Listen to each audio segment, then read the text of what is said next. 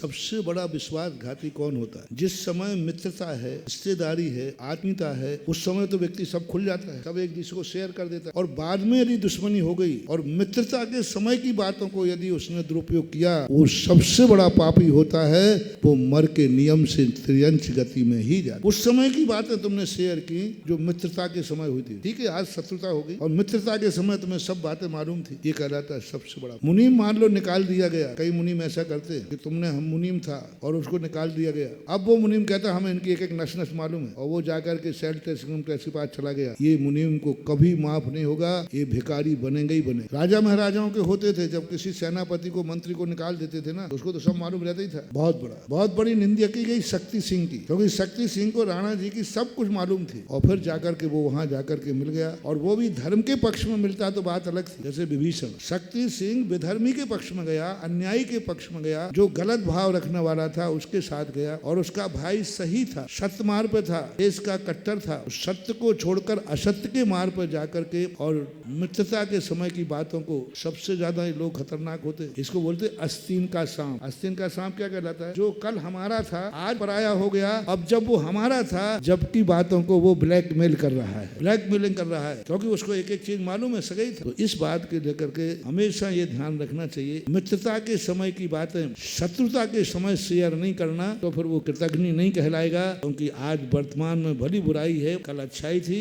हम उस समय की कोई बात को शेयर नहीं करेंगे।